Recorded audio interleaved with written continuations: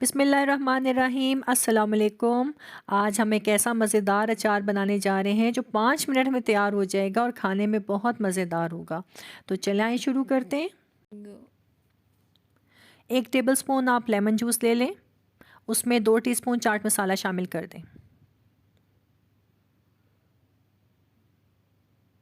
उनको अच्छी तरह मिक्स कर लें। 8-10 हरी मिर्चें ले लें।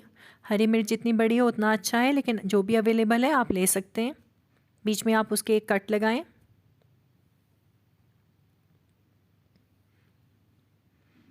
और हल्के हाथ से खोलिएगा ताकि वो टूट ना पाए। ये चाट मसाला का मेज़ा इसमें फिल कर दें।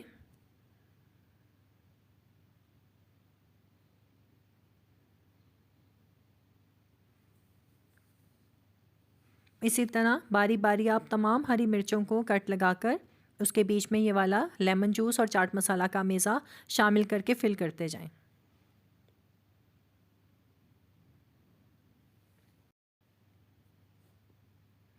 आप कोई भी सब्ज़ी ले लें आप अपनी मर्ज़ी के मुताबिक। मैंने फूल गोभी ली है और गाजर ली है। आप इनको 2 मिनट के लिए पानी में ब्लांच कर लें। बस इसको 2 मिनट तक आपने उबलते हुए पानी में डालना है। आप अपनी मर्ज़ी के मुताबिक भी सब्ज़ियां ले सकते हैं, बीन्स ले सकते हैं, कुछ और भी ले सकते हैं। बस इसके बाद आप स्ट्रेन कर लें पानी को। एक कढ़ाई ले लें, उसमें 2 टेबलस्पून आप ऑयल डालें। ऑयल आप कोई भी यूज़ कर सकते हैं, मैंने वेजिटेबल ऑयल यूज़ किया है। आप सब्जियों को फ्राई कर लें 1 मिनट के लिए। आंच आपकी ज़रा तेज़ होनी चाहिए।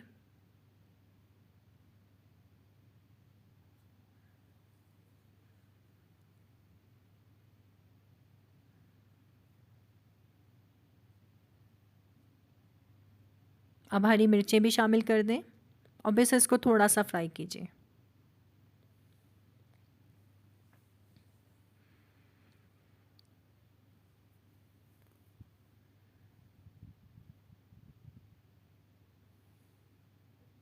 अब इसमें मसाले शामिल करें। 1 टीस्पून नमक, 1 टीस्पून कुटी हुई लाल मिर्च और 1 टीस्पून हल्दी आप इसमें डालें। मसाले आप अपने मर्ज़ी के मुताबिक भी डाल सकते हैं। 1 टेबलस्पून सौंफ, 1 टेबलस्पून मेथरे और हाफ़ टी स्पून आप इसमें कलौंजी डाल दें।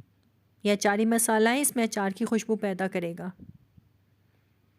इनको अच्छी तरह मिक्स कर लें। जब अच्छी तरह मसाला मिक्स हो जाए तो आप इसमें सिरका शामिल करें।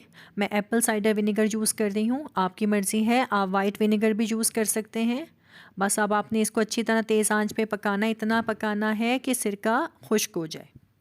सिरके की वजह से इसमें खटास पैदा होगी और आपका जो अचार है वो भी महफूज रहेगा, ख़राब होने से बचेगा। ये इतना मज़ेदार और आसान रेसिपी है कि आप जब इसको बनाएंगे तो इंशाल्लाह आपको बहुत पसंद आएगी और आप बार बार इसको बनाएंगे।